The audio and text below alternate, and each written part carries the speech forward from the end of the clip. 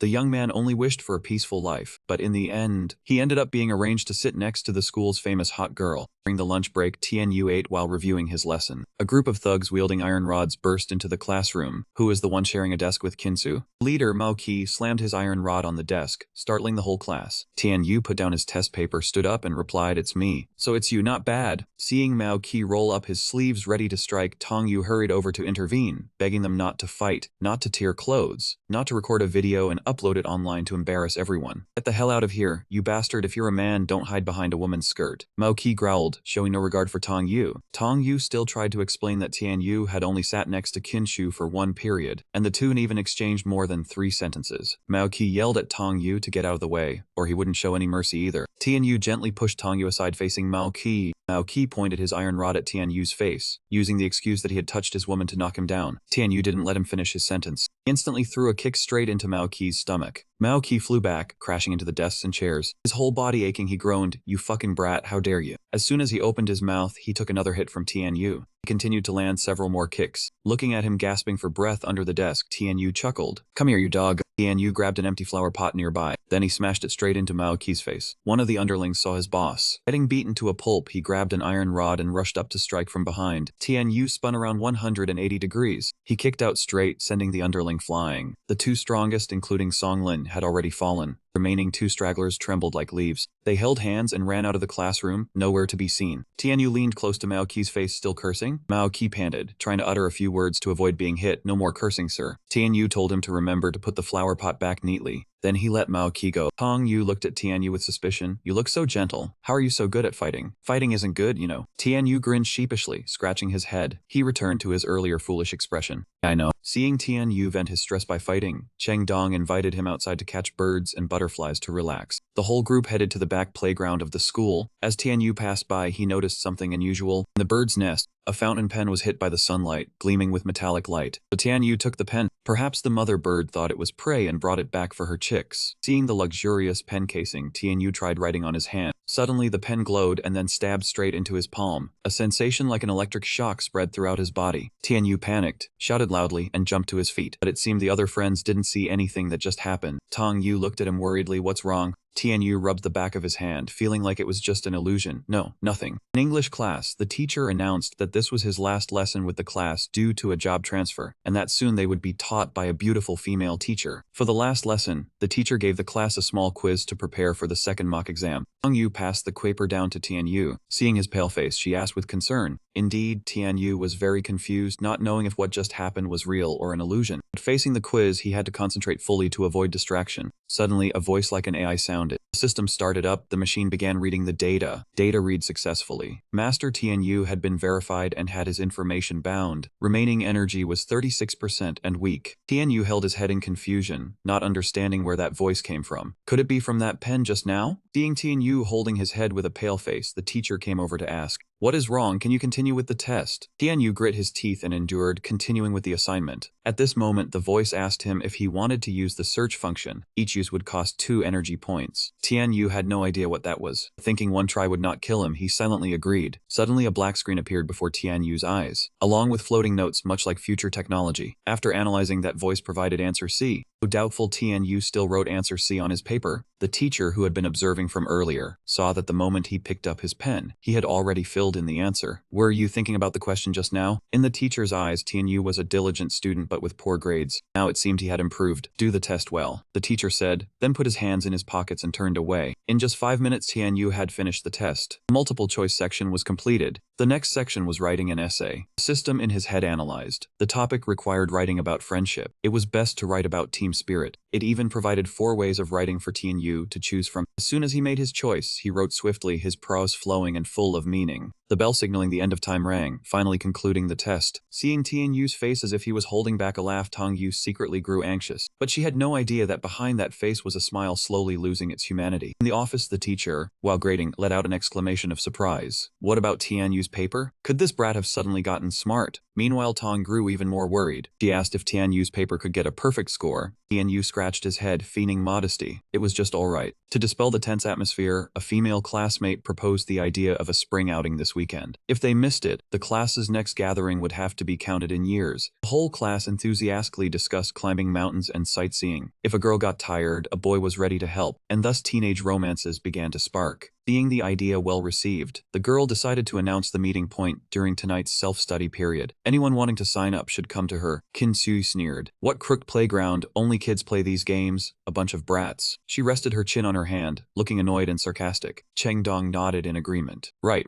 you are the best, the most mature. How would we dare to play games like having a boyfriend today and holding someone else's hand tomorrow? Kinsu, as if struck in her weak spot, became openly furious. Chengdong shouted in anger. He knew full well about Kinsu hiding from her friends to go after someone else, and then he acted out the scene of her seducing. Handsome big brother, you are the most handsome. I do not care about that ugly guy type. I want to date you. At Chengdong's affected coquettish antics, everyone burst out laughing. Kinsu humiliated into anger, her face red as if sunburned. You disgusting, retarded fool. How dare you ruin my reputation? Let me tear your mouth apart. Chengdong crossed his arms in defiance. He was just acting out what he saw. He said girls who were already so promiscuous at 18 like Kinsu were the truly disgusting ones. Kinsu's face darkened. She was about to lunge and hit Chengdong. Tian Yu then loudly signaled for Chengdong to stop before things went too far. Chengdong pursed his lips, declaring himself a real man who would not stoop to a woman's level. Two sides turned their backs and left, neither saying another word. Tong Yu sat enjoying the drama, but she only paid attention to Tian Yu. She saw he was not the same as before, and was even radiating a special aura. Suddenly Tian Yu lifted his head, their eyes meeting for a moment. Just 3 seconds passed, but Tong Yu blushed and turned her head back, probably caught in Tian Yu's love net again. Tian Yu chuckled, unaware that Kinsu was sitting nearby. Her gaze at them was full of jealousy, thinking, these brats are even making eyes at each other. The more she thought, the more bitter she felt. Kinsu was determined today to make Tian Yu miserable, so she could sleep well. A short while later, Kinsu played on her phone, deliberately placing her hand over the border between them, which annoyed Tian Yu to no end. That morning, she had not even allowed him to touch the boundary, yet now she was brazenly encroaching. Kinsu saw Tian Yu angry but unable to do anything, and contentedly called him an idiot. Lost this round, she would set another trap. Even if Tian Yu was a stagnant pond, she would stir him up. During class, while everyone was diligently doing their work, suddenly Kinsu threw the pen toward Tian Yu. He thought she had some clever trick, but it turned out to be just a dirty scheme. She deliberately caused a commotion to prevent Tian Yu from focusing on his studies. Tian Yu stared until his nose bled, but in his heart, he still cursed Kinsu, not knowing what she wanted. Kinsu seemed to rid the blatant desire on Tian Yu's face. She didn't believe any boy could remain indifferent to her body. Suddenly, Kinsu placed her hand on Tian Yu's thigh and leaned down. That pose was extremely sensitive, almost making Tian Yu's heart burst. He held his breath tightly to suppress his emotions. Finally, unable to bear it anymore, he shouted, You let go, you grabbed the wrong leg. Suddenly, the system reported that it could not harvest regeneration energy. This stunned Tian Yu. What the hell was it talking about? Seeing Tian Yu gripping her hand tightly, Kinsu thought she had achieved her goal and smirked. First, can you take your hand off me? Tian Yu immediately raised both hands in surrender, and the warning sound disappeared. With the intelligence of a 5th grader, Tian Yu was sure the system only alerted him when he touched a girl's body. So he tried again, placing a hand on Kinsu's shoulder and patting it soothingly. Get up, I'll help you. Kinsu was slightly surprised but still let Tian Yu help her pick things up. The warning sound no longer appeared, proving that repeated contact with the same person yielded no energy, meaning he had to touch different girls. Thinking that, an idea flashed in Tian Yu's mind. With enough energy, that warning could help him answer questions like during the English test, and sooner or later, he would get into a top university. But the way to get energy was through physical contact with girls. Tian Yu didn't find this part hard, only secretly delightful. He looked around for a target. Just a light touch would do. Just imagining that, Tian Yu already held his head and insulted himself as a pervert, willing to lay hands on girls for the sake of studying. Seeing Tian Yu's grimace, Kinsu asked, What's wrong, haven't you seen enough? Tian Yu was embarrassed, so he snapped. See what? I didn't see anything. Kinsu remembered it. Then why are you blushing? Tian Yu clumsily changed the subject, telling her to focus on the lecture. Being dumb wasn't attractive. As soon as class ended, Chengdong immediately ran over to interrogate Tian Yu. What was that demoness doing on you just now? Was she tying your shoelaces? Before Tian Yu could react, Tong Yu spun around from above, her face dark as if she wanted to devour both of them. Tian Yu panicked and quickly explained, What nonsense are you talking? Nothing happened. She just bent down to pick up a pen. Tong Yu turned to ask Chang Dong what he thought. If Tian Yu turned bad, it could only be because he led him astray. Chang Dong protested his innocence, saying Tian Yu looked cool on the outside but was burning inside. No idea what dirty thoughts he was having. Seeing her husband being scolded, Tong Yu stepped in to defend him. At least he's not like you, wanting to grope Kin Su every time you see her. Kin Su should be bullying scumbags like you. Chang Dong chuckled, noticing Tong Yu defended Tian Yu with every sentence. He came closer and patted her shoulder. Do you like Tian Yu or something? One question made both of them feel guilty. Tian Yu was also blushing without realizing it. Tong Yu stood up abruptly and ran out of the classroom. She covered her face with both hands, hiding her tears. None of your business. You dog's mouth can't grow every tusks. Chang Dong was unfazed. He just turned around and gave Tian Yu a thumbs up, praising him as incredible. Come on, spill it. Did you get some miracle drug that makes girls like you? Hand it over. They kept arguing back and forth, looking like drunkards to outsiders. At that moment, Tian Yu began to wonder what would happen if he touched Tong Yu. Shortly after Tong Yu returned, a faint blush still on her face. Seeing her, Chang Dong shouted as if he wanted the whole world to know. Oh, look who it is. The sister-in-law is back. Tong Yu angrily turned her face to the side. Tian Yu also felt embarrassed for her, thinking that if this continued, Tong Yu wouldn't want to talk to him anymore, and then how would he get a chance to touch her? A boy in the class proactively came to ask Tong Yu for help with a question. Tian Yu rejoiced secretly. Just a moment ago he was frustrated, but now an opportunity had arrived. Tian Yu activated the search function. It cost 2 energy points, but in return he knew the correct answer was C, yet Tong Yu calculated the answer as A. Tian Yu seized the divine opportunity. Wrong, the answer is C. The boy looked at Tian Yu with a doubtful expression. Everyone knows your grades are miles behind Tong Yu's. Tong Yu was friendly but visibly annoyed. Shi Lei, what you said is out of line. Tian Yu usually works very hard too. Shi Lei was puzzled that Tong Yu kept defending Tian Yu. While his scores hadn't even passed average, how could he be qualified to discuss a 10-point question? Tong Yu brushed it off with a forced smile, tactfully sending Shi Lei back to his seat. Finished, she turned to comfort Tian Yu with a completely different attitude. Don't be mad, and don't mind what Shi Lei said. But he has a point, just focus on mastering the basics, and you can get into an average school. Tian Yu beamed like an obedient puppy. But in his heart, a thought was brewing. Tong Yu's attitude showed she didn't mind Chang Dong's teasing from earlier. He could proceed with the next step. Hey, suddenly Tian Yu reached out. He handed Tong Yu a piece of paper, folded mysteriously, causing her to blush. What is it? You will know as soon as you see it. Seeing Tian Yu suddenly acting mysteriously, Tong Yu let her mind wander, thinking he had written her a love letter like the other boys. But she still reached out to take it, accidentally touching Tian Yu's hand. That alone made her face as red as a tomato. In return, Tian Yu received 5 points of reconstruction due to Tong Yu's flawless state. This was his first time having physical contact with someone else in this form. Tian Yu heard the words about an AA grade quality and his eyes lit up. It sounded just like a game. Another idea popped into his head. He wanted to test all the girls in the class to see what would happen. Tian Yu sneered. If an ordinary university had a system, he could become the national top student.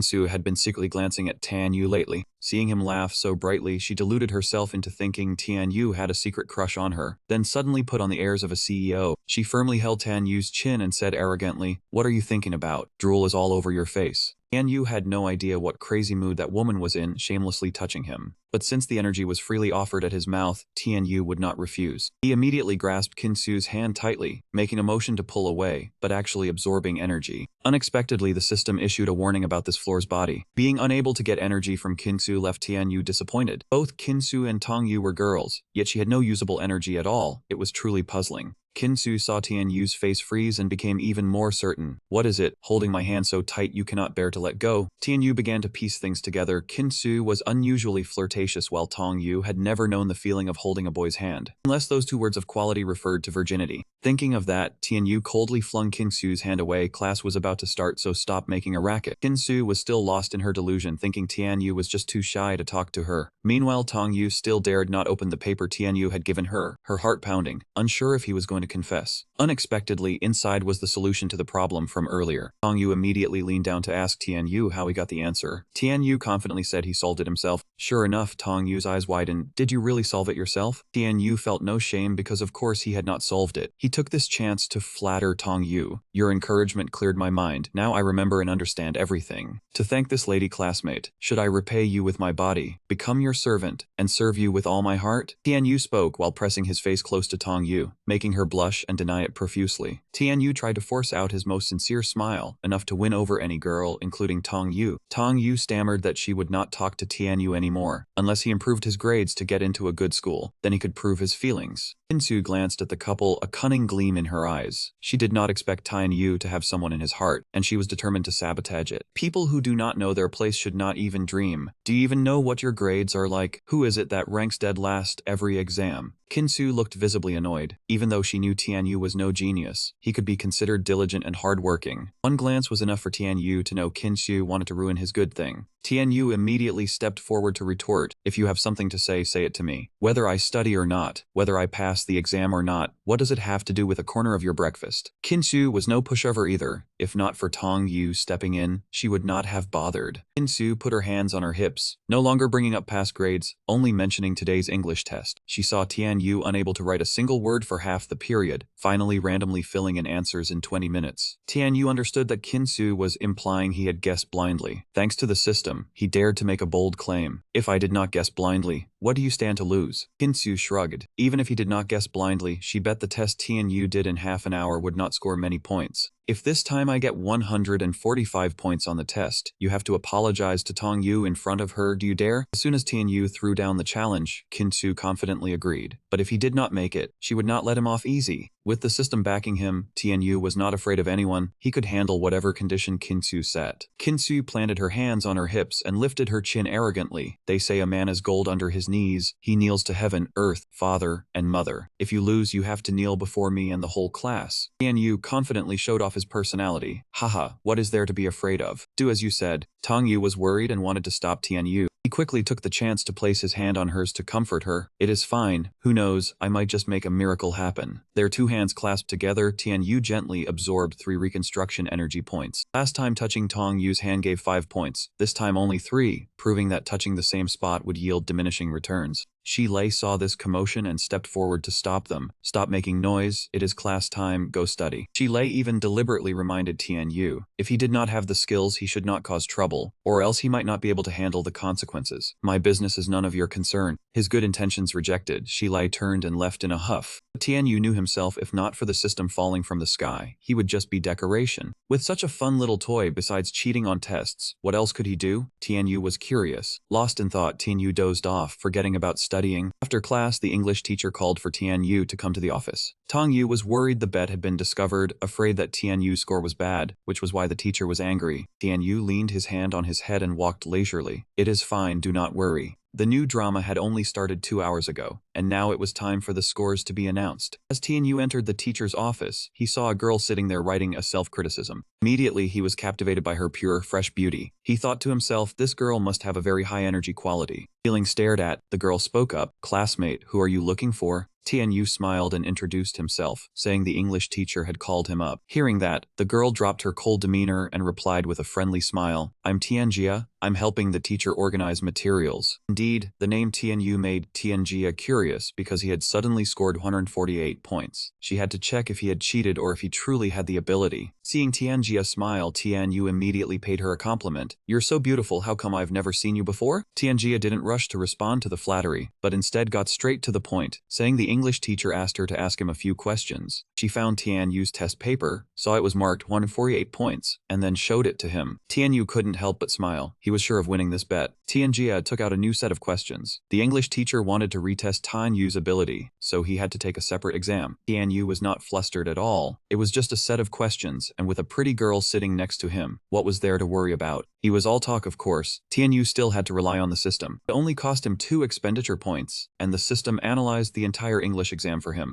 Tianyu picked up his pen and scribbled away right in front of Tianjia. She stood watching, frozen in place, not noticing how close their faces had become. Tianyu turned around smugly to show off. "Beautiful, I'm done, take a look." Unexpectedly, in that brief second, their lips lightly brushed against each other. The system immediately exploded with a notification, stating that Jia was flawless and S-grade quality, granting Tianyu 30 recombination points instantly from that single touch. The softness of her lips made Tianyu want to linger there forever. Only when Tianjia, startled, pushed him away did he stop. Tianyu immediately panicked and apologized. Tianjia blushed, but quickly regained her composure. Since Tianyu's English result was based on his actual ability, she didn't want to say anything more. "I know, that's fine. You can go back now. Let's just pretend that didn't happen." Back in the classroom, Tianyu held his head in his hands, thinking over and over about the brief kiss. Xilai glanced at him smugly, guessing that Tianyu's expression meant he had definitely been scolded by the teacher. Tong Yu also anxiously asked about the situation, worried that if the teacher found out about the bet, they would all be in trouble. Tianyu was startled and said the teacher wasn't in the office, but he absolutely couldn't tell Tong Yu about meeting Tianjia. Unexpectedly, Tong Yu kept pressing, the teacher wasn't in the office. Then why did it take you so long to get back to class? Tianyu shrugged, saying that because he did so well in the exam this time, the teacher didn't believe him and had a classmate check his work. Tong Yu was dumbfounded. If Tianyu really did well, then maybe they could actually win the bet. Tianyu signaled for silence and told Tong Yu to keep it a secret. The result would be out tomorrow. The next day, Tianjia walked into the classroom with a completely different aura from yesterday and introduced herself as the new English teacher. All the boys in the class were mesmerized by her beauty. No wonder the previous English teacher had urged them to study hard. Tianyu held his breath. He couldn't believe the person he had accidentally kissed yesterday was the new teacher. He tried to calm himself. Looking closely, she seemed similar but also not quite the same. The difference was a mole between her eyebrows, but he couldn't pinpoint exactly how it was different. Tianjia returned the test papers from the previous teacher. She had looked them over and had a general grasp of everyone's academic standing. When I call your name, please come up and get your paper. The top names were still Tong Yu, Li Dan, and Liu Jing. Kinsu snickered when she didn't see Tianyu's name. Everyone who has a spare, please share it with Tianyu. He's just standing there like that, hee hee. Tianjia signaled for Kinsu to be quiet. In her hand was Tianyu's test paper. This time Tianyu scored 148 points. He is the one with the highest score in the grade for this exam. Kinsu was stunned. She slammed the table and stood up. Teacher Tian, you're mistaken. Did you say he scored 148 points? Tianjia shrugged. Although Tianyu's past grades were not outstanding, before school ended yesterday, she had given him an additional test in the office. It was a set of questions with high difficulty, and Tianyu still scored 147 points. The only mistakes were a few vocabulary errors in the writing section. Kinsu's face went blank. She never expected Tianyu had been hiding his skills all this time. Tianjia continued her analysis. Doing well once could be luck, but twice was not a coincidence. It seemed Tianyu had always been quietly lying low. Now he had surfaced to show his true self. As Tianyu went up to receive his paper, Tianjia secretly showed a look of disgust. Tianyu was startled. What kind of look is that? Could it be that Tianjia already told teacher Tian about me kissing her? When class ended, Chengdong ran over to interrogate Tianyu. You bastard, tell me your cheating method right now. Good fortune should be shared, and if there's trouble, I'll take it alone? Tianyu was tired of his deskmate. Cheating what? This is the result I achieved. Tong Yu smiled in relief. As long as Tianyu didn't have to kneel this time, she was happy. Chengdong turned and softly reminded Kinsu, do you still remember your oath? It is time for you to apologize to our classmate. Kinsu remained silent, not saying a single word. Tong Yu did not the atmosphere to become more tense. Come on, it was just a joke among friends. No need to take it to heart. Tianyu, you agree, right? Tianyu shrugged, agreeing with Tong Yu. Kinsu's face flushed with anger and resentment. The students watching the show, seeing how stubborn she was, quickly dispersed. At that moment, Shilai was hanging out with his brothers outside. A big guy asked why Shilai looked even more pathetic than the MC today. Shilai sighed. There is a guy in my class who wants to court Tong Yu.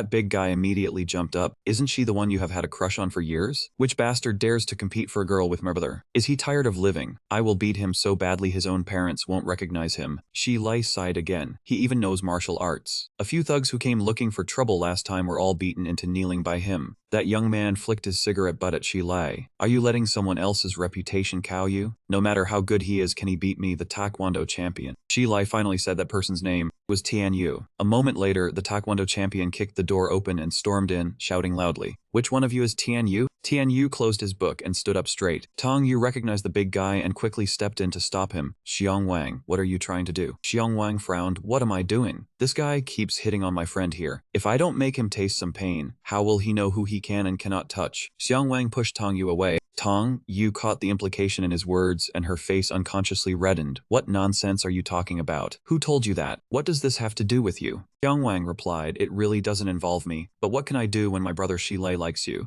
Tianyu covered his mouth and chuckled, mocking Xiong Wang's naivety. Saying it so bluntly like that, how would Tong Yu and Shilai ever be able to face each other again? Xiong Wang got furious and turned to take out his anger on Tianyu. Tianyu skillfully ducked to avoid his punch that felt as heavy as 1,000 pounds. Then he gathered momentum and unleashed a counterattack. Xiong Wang fell hard to the ground. Tianyu finished him off with a direct punch to his face. Xiang Wang lay beneath Tianyu, choking on his own saliva. Is that all you know how to do, hit people in the face? Tianyu curled his lip. You still dare to open your mouth. You really are stubborn. Having said that, he landed another punch. Xiang Wang was stunned, raising his hand to unleash a decisive blow. But Tianyu quickly grabbed his arm tightly. Xiang Wang had to use every martial arts move he knew to change his position. He yelled, if you've got guts, let me go and fight fair and square. Pin a man down like this is no way for a hero to act. Tianyu let go, allowing Xiang Wang to stand up. No sooner had he spoken than Xiang Wang charged like a bull seeing a red cloth. Tianyu quickly spread his legs. Xiang Wang tripped and fell, smashing his chin against the floor. He lay sprawled out, holding his painful chin from the impact. His eyes rolled back and drool streamed down his face. At this time, Shi Lai came back from playing soccer. Seeing a crowd gathered at the classroom door, he curiously stepped in. One guy said, Xiang Wang came to our class to start a fight. Shi Lai got angry and charged straight in. He thought, this guy is always causing trouble. If he hurts someone in the class, I'll have to deal with him. Shi Lai entered the classroom and was deeply shocked by the mess before him. Even more surprising was that Tianyu was still sitting leisurely reading a book. Shi Lai walked around the classroom to see the situation and recognized his brother Xiang Wang. Lying on the floor, mumbling for his dad, Shi Lai quickly rushed over to help Xiang Wang up. He stared at Tianyu, questioning, you've gone too far, why did you hit him so hard?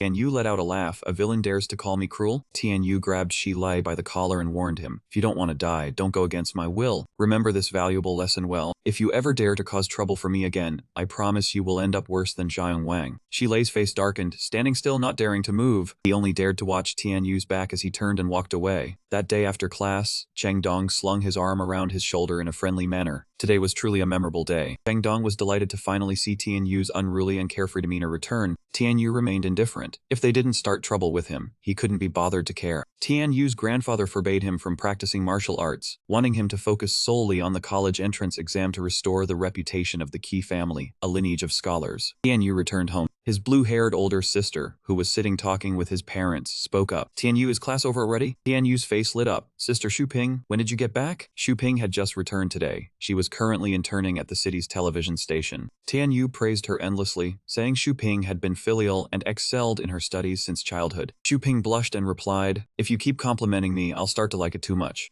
She turned to ask Tianyu. Seeing that he was about to take the college entrance exam, she proactively offered to tutor him. Tianyu thanked Shuping and then excused himself to go to his room to do homework. In his room, Tianyu sat in front of the computer and felt that everything was truly magical. He spent the whole evening searching for information about that strange pen. Surprisingly, he only found a few fantasy novels online. It was completely different from what had happened to him. Suddenly, Tianyu saw a girl with a cute avatar named Fai Nai and clicked on it. An electric jolt ran through his body. The system asked Tianyu if he wanted to activate the connection feature. Of course, he nodded to test out the new function. This feature cost 15 points to activate. Effective duration lasted 1 hour. As soon as it activated, Tianyu's computer screen suddenly switched to Fai Nai's screen. A mischievous glint flashed in his eyes. Could this new ability be controlling other people's computers through the internet? Other people's computers through a network connection. On the screen, Fai Nai was messaging someone with the nickname, the most handsome guy. That man was asking Fai Nai to send a picture, seemingly trying to flirt with her. Unexpectedly, Fai Nai sent a picture of a man picking his nose she found online. Tianyu laughed until his stomach hurt. After that, he returned to a serious expression and sat down to see if there was anything interesting. He used the function and successfully infiltrated every website. No matter how major the site, he could obtain administrator privileges. It wasn't useful yet, but it definitely had great potential for the future. The next morning when he arrived at class, classmates looked at Tianyu with different eyes, even somewhat wary. Tianyu saw that Shi Lei's seat was empty. He probably didn't dare come to class anymore. In the teacher's office, Tianjia handed teacher Zhang Tianyu's latest test paper. The basic scores were still the same as before. It could be said he had aced it. In this paper, she had even included 20% of fourth-year curriculum material. An older teacher passing by shrugged and said, "Congratulations, miss. This time, the top English students are all in your class." During literature class, teacher Zhang gave the class another test. Many students exchanged weary glances. With only half a period left, how could they finish an entire paper? Teacher Zhang told them to do what they could to assess their knowledge level. Tianyu had just received the test paper. The system was already at work. 20 minutes later, the teacher collected the papers. Students looked at each other nervously, as most hadn't even filled 2 pages. Teacher Zhang didn't emphasize the score. This time was solely to check their basic knowledge. He skimmed through the tests and his eyes lit up when he saw Tianyu's paper.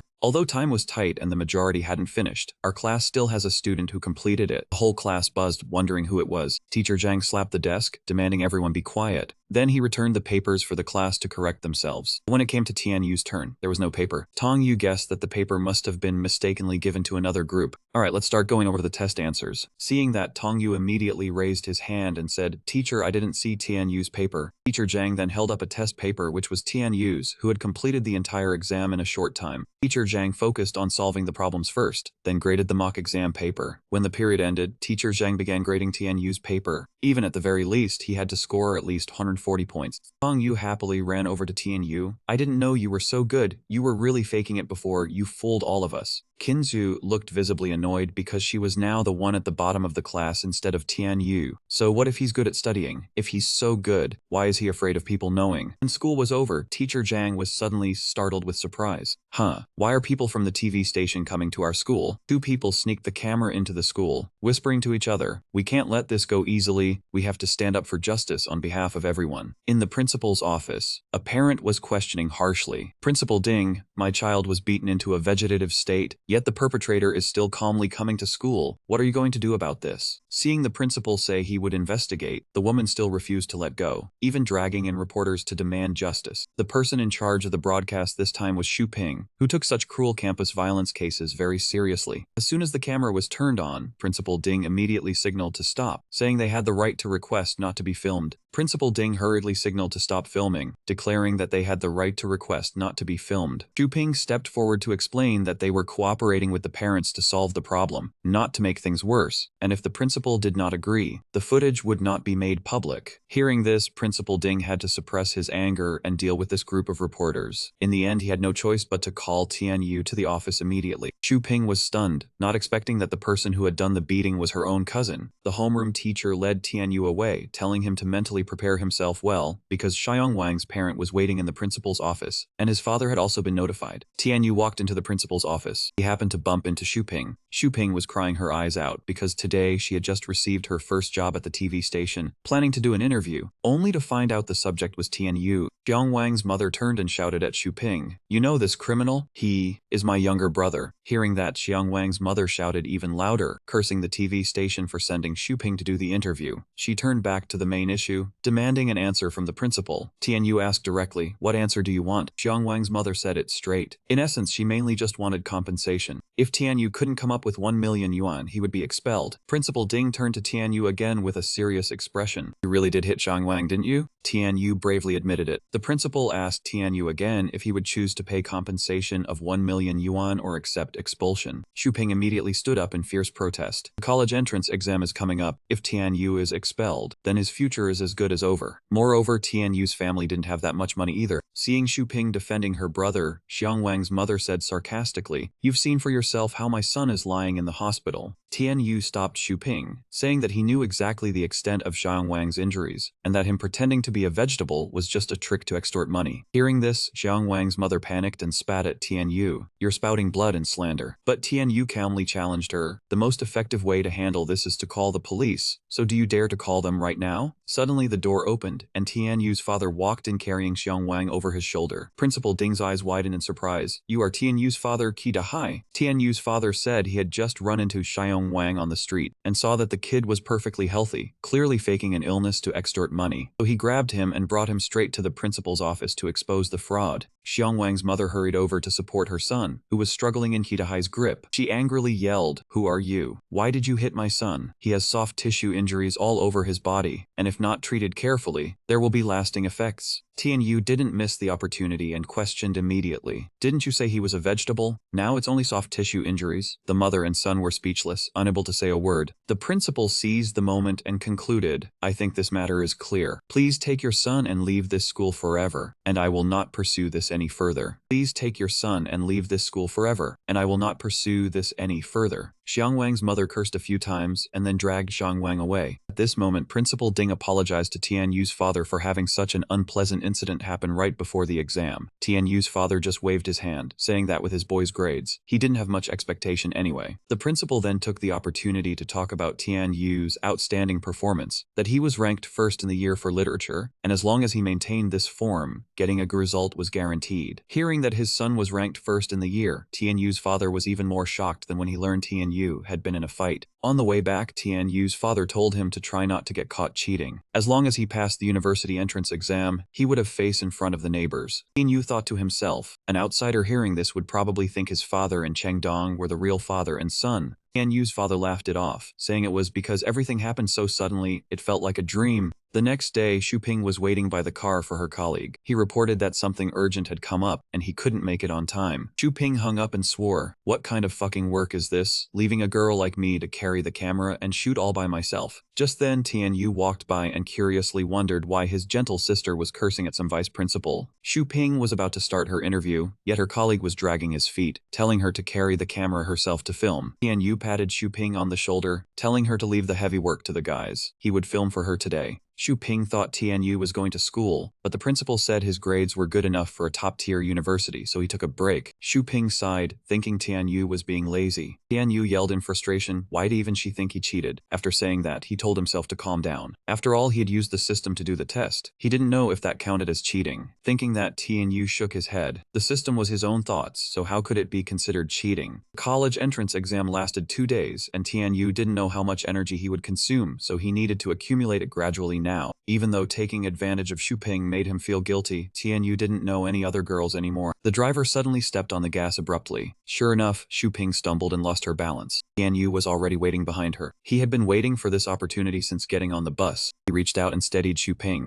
He felt 13 energy points transfer for AA grade quality. Sister Xu Ping, be careful, stand firm. Xu Ping paused and turned her head to thank Tian Yu. A bold idea popped into his head. The bus was crowded with people and physical contact was unavoidable. It was the perfect place to collect points. The more he thought about it, the more Tian Yu felt he was no different from those perverts on the bus, taking advantage of the crowd to grope girls. Getting off the bus, Tian Yu dazedly supported himself on his hand and cursed under his breath. What kind of driver was that? He clearly didn't want to become a molester. He felt somewhat helpless but had still touched the skin of more than 10 girls, gaining over 20 energy points. Seeing him silent for a while, Xu Ping asked worriedly, Tian Yu, what's wrong? Why such a grim face? He had nothing more to lose at this point and replied that he had become the kind of person she hated most. Suddenly, ahead where Tian Yu and Xu Ping were standing, a dense crowd had gathered, everyone exclaiming, how could this be done? So inhumane, the child was so young. He asked in confusion what had happened. Xu Ping quickly realized this was the interview location for today. An hour ago, a traffic accident had occurred, the culprit had fled, and the victim was a 3 or 4-year-old girl. Along with Tian Yu, she hurriedly pushed through the crowd, saying as they went, please step aside, we are reporters, make way. It took a while, but the two finally squeezed through. A doctor was giving the little girl emergency treatment on the spot. Xu Ping stepped forward, showed her card to the police officer, and said, this is my press card. He nodded and let her in. She quickly took out her camera and professionally reminded Tian Yu step by step, just follow the steps I taught you. Xu Ping handed him the camera, then took the microphone and stepped forward to begin filming. She professionally interviewed the police officer there, saying, hello, I am a reporter from the city television station. I want to learn more about the incident. Can you describe it? The incident happened suddenly, so Yu Tianhong was not yet clear on it. We received a call reporting a little girl seriously injured, bleeding heavily, and immediately dispatched. The comrade is now collecting evidence. Xu Ping anxiously asked him about the current condition of the child. The police officer responded seriously that the main task was to find the hit-and-run driver, and she could ask the doctor about the child's injury. Xu Ping then asked the child's family members. Surely no relative had appeared in such an incident. Yu Tianong looked troubled, saying no one has come forward so far, and we are doing our best to find them. Having enough basic information, Xu Ping went to interview the doctor, asking how the child was now. After a series of tests, Director Zhao gave the result. The bleeding had been stopped, but the child had lost too much blood and had Rh-negative blood type, and the city blood bank had run out of this type. The answer made Xu Ping worried. She wondered to herself, if no family members can be found and there is no matching blood, what should be done? At this moment, he suddenly remembered family members. That's right. Director Zhao hurried over to the police officer, reporting that the child had Rh-negative blood type. The probability of the family having the same blood type is very high. Finding them could save the child. As he had answered the reporter, Yu Tianong replied that the police were looking for the family, but no one had come forward since the notification was received. Seeing he was too rigid, Director Zhao angrily told Yu Tianong to prioritize finding the child's family. Her condition is critical, and we have to use hospital equipment to keep her alive. I need to take her back to the hospital first. Tian Yu and Xu Ping quietly watched the ambulance leave. She regretfully said that if there had been a police dog, they could have found the child's family. Tian Yu still had the camera on his shoulder, agreeing with Xu Ping in his heart. That's right, everyone's body odor is different. With a keen sense of smell, they could find the family. Suddenly, an update appeared, activating the olfactory system, costing 10 energy points, lasting 30 minutes. Do you agree? Tianyu was startled. How come as soon as he thought about using a sense of smell to find someone, the system appeared? Without time to think, he activated it immediately. Deciding so, he closed his eyes and activated the system. Very quickly, Tianyu sensed various smells surrounding him. He exclaimed, "It's amazing." He could distinguish each smell clearly, but there were so many, how could he find the smell of the child's family? The system began searching for the source of the scent. The system quickly reported that this smell was at room 201, Building 3, Unit 12, Yiran District. Confirming the location, Tianyu immediately reported to Yu Tianong. Quickly send someone to room 201, Building 3, Unit 12, Yiran District. Even if it is not the family, it could be an acquaintance. Xu Ping, standing behind, was surprised and softly asked Tianyu if he knew the child. He couldn't explain conveniently, so he simply replied, "Sister Xu Ping, I will explain after we get back." Seeing him still standing there, Tianyu seriously urged Yu Tianong to send someone to look, but he still looked hesitant, saying all his subordinates were on duty, and no one was free. Besides, he couldn't dispatch police based on one unfounded statement. Tianyu's face was serious, his tone clear as he spoke, "Comrade police officer, you must trust me. Send one car and we'll go, and it will be clear immediately." Hearing him speak, Yu Tianong was silent and lowered his head slightly. Not long after, he spoke in a decisive voice, "Xiaoluan, you drive and take these two reporters." Xiaoluan was a bit bewildered. "Captain, didn't you say it would hinder the work?" Yu Tianhong calmly replied, "Just go on this trip." His gaze was very certain, not like he was talking nonsense, and if there really is a lead, wouldn't that be even better? Tian Yu, standing behind, immediately added, "If we get there without any useful leads, then accuse me of interfering with official duties." He slightly turned his head back and said slowly, "Since Yu Tianhong said so, what else can we do? Let's go." The scene now shifted to the residential complex. A hand outside the door continuously pounded heavily on the door. The person inside quickly opened the door, poking their head out with an unhappy expression. "What are you doing? You're banging like you're about to break the door down. Are you rushing to a funeral or something?" She suddenly froze when she recognized Officer Xiaoluan, followed behind him by Xu Ping and Tian Yu. Guilty conscience made her suddenly raise both hands to her face, showing obvious tension as she hastily explained, "Comrade police, we were just having fun, no gambling here." There were 3 other people inside playing cards. They all stopped and looked toward the door. Xiaoluan spoke up to explain, "We're not here to check for gambling. There was a traffic accident at the intersection of Duongho Street. The injured person is a 5-year-old girl. We're trying to find her family. Does anyone have any clues?" Woman in the house, upon hearing this, panicked and said, "Comrade police, do you have a photo? My daughter is 5 years old, and she happens to be at the kindergarten on Duongho Street. Could it be?" Finishing his words, the doctor lowered his camera along with his panicked tone. "Sister, I have a picture from the scene." Tian Yu subtly observed her demeanor. As soon as she saw those images, she was shocked, and sweat began to pour down her forehead. Then she grabbed his arm and demanded, "How is my daughter? Where is she now?" Feeling that her emotions were out of control, Xu Ping gently reassured her, "Sister, rest assured, Lu has already been taken to the hospital for emergency treatment. It's just that." Hearing her hesitation, the woman, tears streaming down her face, turned and shouted, "Just what?" Tian Yu quickly interjected, "Lu lost too much blood. The blood bank can't find a compatible blood type right now. Someone with Rh-negative blood type is needed to save the child." Upon hearing this, she immediately spoke up, "I have Rh-negative blood. Take me to the hospital quickly. I can save my child." Before they could take 3 steps, a tall, middle-aged man blocked their path. "Everyone hold on. How do we know you're real police and not imposters? We can't let you take Xiaolei away." As soon as he finished, Xiaoluan held up his police badge. "I have my police ID. Isn't that enough?" However, the man still stubbornly argued, "How do I know if your ID is real or fake?" Seeing this, he raised his voice, "Any more delay and the child won't be saved." The middle-aged man stood rooted to the spot, unmoved by his words. Tian Yu, though somewhat helpless, calmly explained, "If you were so cautious about danger, would the child have ended up in this situation?" Right after, she was taken away by the other 2, but he remained standing there, asking the other man in a low voice, "Are you coming along?" The answer Tian Yu received was a look of disgust from the man. At the hospital now, she was sitting in a chair, giving a blood transfusion to her child, with a light, relieved smile. Then she looked up and expressed to Xiaoluan, "Comrade police, thank you for saving my daughter." Hearing this, he immediately raised a hand, glanced toward Tian Yu, and confirmed, "It wasn't me. You should thank him. It was all thanks to him that we found you today." This praise from him made he feel a bit shy, so he reached back and scratched his head. On the other end, Yu Tianhong's voice came through the line,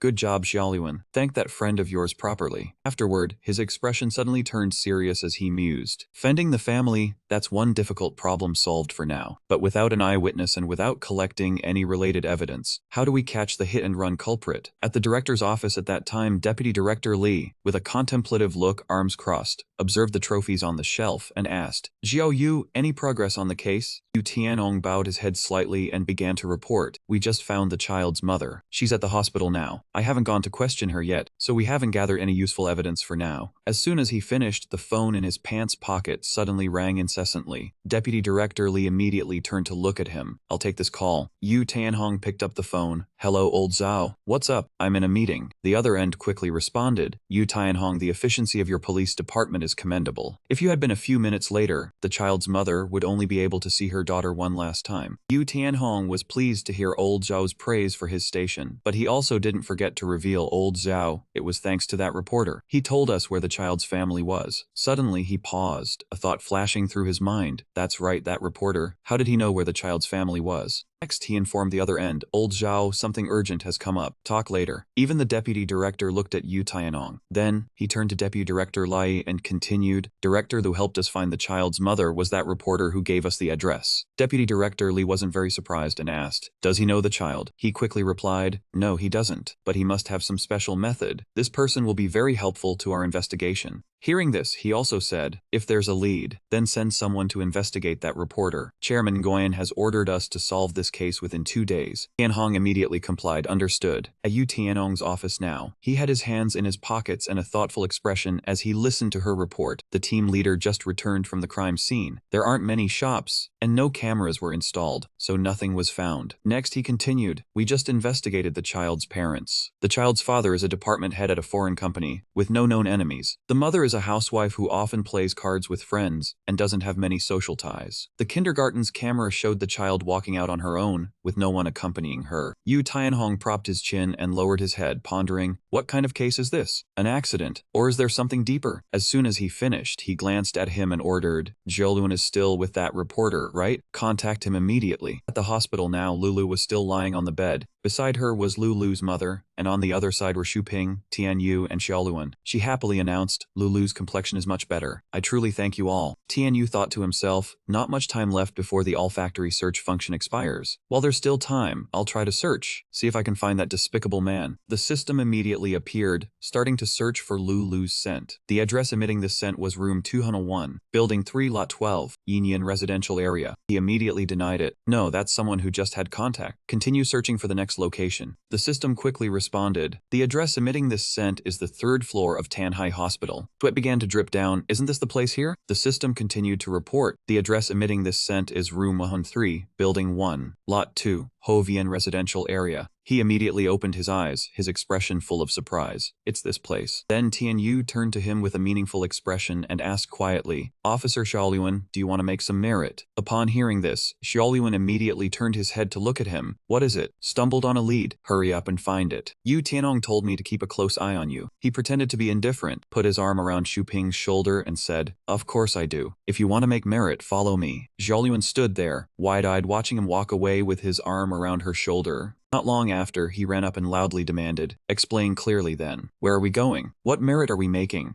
Tianyu, with a triumphant look, revealed, "Room 103, Building 1, Lot 2, Hovian residential area. We're going to catch that bastard who caused the hit and run." At Room 103, Building 1, Lot 2, Hovian residential area, a curled fist slowly knocked on the door twice, producing a knock-knock sound. A voice from inside immediately sounded. "Who is it?" Xiaoluan responded in a low voice, "Police. Please open the door." At the sound of this, the person opened the door. The woman's face showed tension as she asked softly, "Comrade Police, who are you looking for?" Tianyu stood observing from a distance, activating his olfactory function to check if this scent belonged to Lulu. The system reported that the time had expired, the olfactory function had been disabled. He felt struck by the announcement, running out of time at the crucial moment. With no other choice, he could no longer spare energy. The girl asked again, "Comrade Police, what is the matter?" He quickly replied, "This area has been unsafe lately. There have been some home invasion robberies. We just wanted to remind you to stay safe. Call the police immediately if anything happens." Tianyu now narrowed his eyes, consuming 10 energy points to activate the olfactory function. The system immediately announced, "Ting, the olfactory function has been activated." Without hesitation, he rushed straight into the girl's house, startling her. "What do you want?" Tianyu stopped when he discovered a red car inside her house. Tianyu, wearing his backpack with a gloomy expression, questioned the girl. How do you explain this? She hesitated for a moment and said nothing. Officer Xiaoyuan rushed in with defensive stance. Miss, you are under arrest. She was stubborn, raising her fist to strike Officer Xiaoyuan. She lunged to punch the officer, but with his agile reflexes, Officer Xiaoyuan dodged and held handcuffs ready. With a simple twist, he cuffed the girl, who fell hard to the ground. Sound of police sirens blared, wailing as they sped toward the apartment complex. The girl was handcuffed behind her back, sitting on the ground, with one officer standing by and the other photographing evidence on the red car. Tianhong, with one hand in his pocket and the other holding a cigarette, glanced at Tianyu. Thank you, young man. This case was solved thanks to you. Hearing that, Tianyu just smiled and scratched his head. With great power comes great responsibility. Helping the police is my duty. But then his face fell sad, thinking this incident had cost him 20 energy points, unsure where to replenish them. Yu Tianhong handed Tianyu a piece of paper, glancing at him. Brother, if you ever need anything, just call. This is my number. Thank you, Yu Tianhong. After interrogation, the woman who owned the hit-and-run car confessed to all her crimes. She sat handcuffed at a desk in the police station. The cause stemmed from an extramarital affair. She was originally a subordinate of Lulu's father, and feelings developed over time. That woman had an affair with Lulu's father, but he couldn't bear to let his daughter be hurt by a broken marriage. Gradually, Lulu became an obstacle between the two of them. The girl stood in the middle with a gloomy expression blocking their love, which made the woman very angry, while the father remained pensive. On the day of the argument, Lulu's father felt exhausted and decided to choose his family, choose his daughter. He held Lulu in his arms, smiling, while the woman stood behind him, radiating dark fury all over. This decision made the woman harbor a deep hatred toward Lulu, leading her to commit an inhuman act. She drove the red car directly toward Lu. Her face was full of murderous intent, looking at Lulu in front of her, from behind her neat red hair. Then a crash sounded. She rammed straight into the little girl. Xu Ping, wearing glasses, walked ahead, stretched and smiled gratefully at Tianyu. Thank you today. Without you, my interview wouldn't have made any progress. Let me treat you to a meal today as thanks. The two arrived together at the entrance of Jiangyu restaurant. She asked him, this place is nice. Let's go eat. He nodded. Okay. Xu Ping and Tianyu sat across from each other in the restaurant. A waiter came over to ask, what would you two like to order? After looking at the menu for a while, Tianyu turned to ask Xu Ping, let's order simple dishes. Sister, what do you want to eat? Xu Ping sat with her chin propped on her hand, staring intently at Tianyu with a gentle expression. Then she placed both hands on the table, looked straight at Tianyu and asked bluntly, tell me the truth, do you have a girlfriend? If not, I'll introduce you to a beautiful girl. Hearing Xu Ping's question, Tianyu's face immediately turned bright red with embarrassment.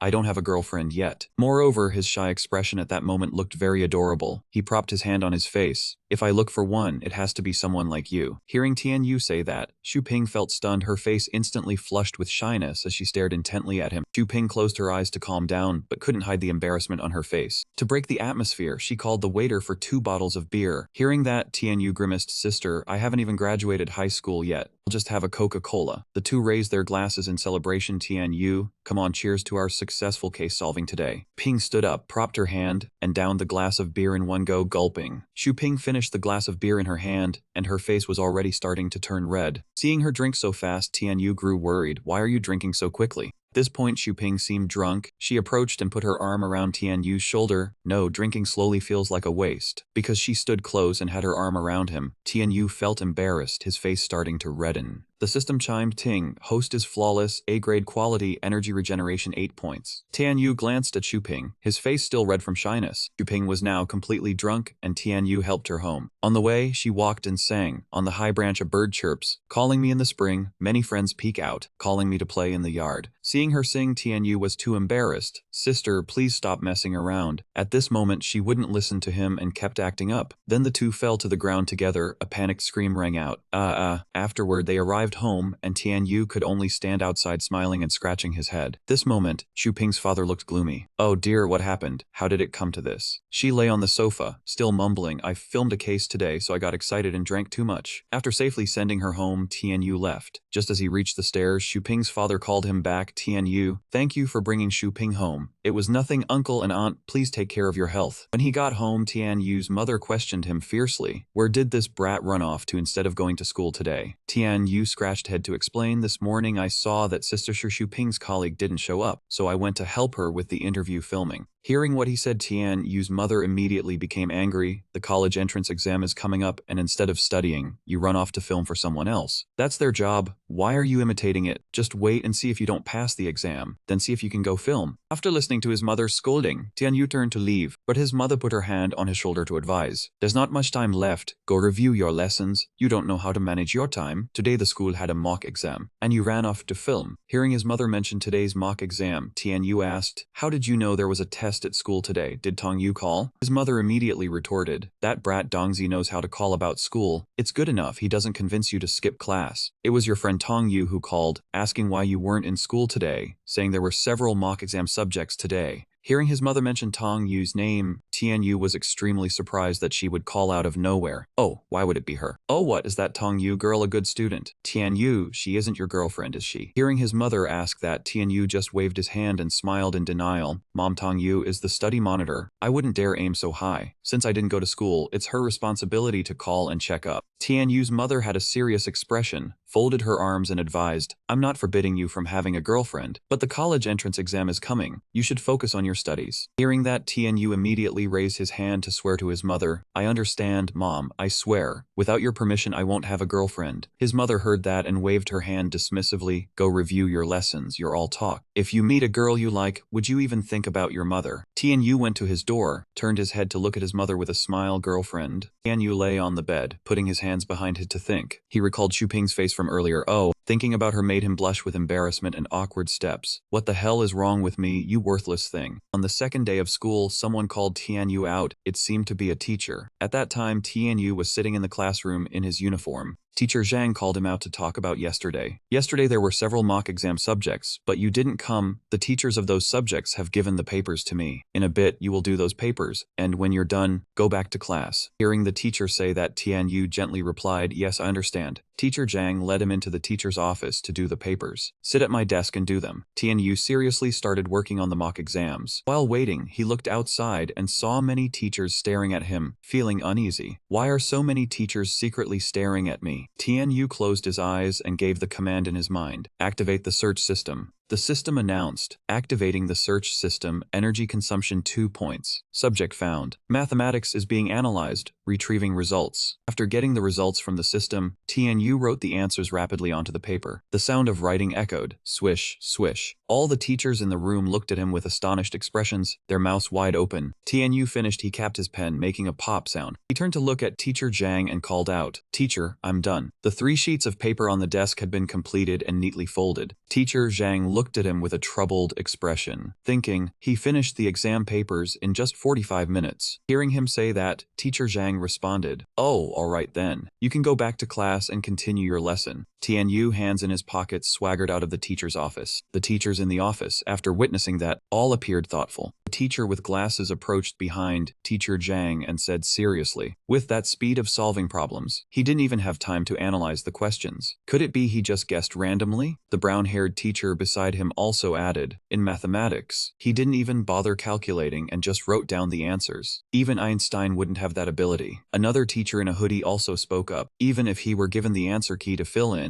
he would still need time to match the questions with the answers. But Tianyu never stopped writing. Hearing this, Teacher Zhang looked serious and recounted to everyone. Last time he did the literature exam with the same speed. Teacher Zhang added, when I checked against the answer key, he got almost full marks in every subject. Hearing Teacher Zhang say that, all the teachers in the office gathered around to look at Tianyu's papers from earlier. They couldn't help but exclaim, how is that possible? Let me see. I want to see too. The teacher's expression while looking at Tianyu's paper became serious, as if she couldn't believe her eyes. Impossible. How could he write down this power function without any calculation? The teacher with glasses now had the same expression as the previous teacher. Before, he was just a student scoring 30 or 40 points. Now he's suddenly become a top student. That is truly hard to believe. Could he be cheating? A mini earpiece? An invisible glasses camera? The brown-haired teacher upon hearing this immediately retorted. He writes as if the answers are already in his head. No amount of high technology could help him achieve that speed of solving problems. Teacher Zhang smiled and intervened to calm the debate. All right.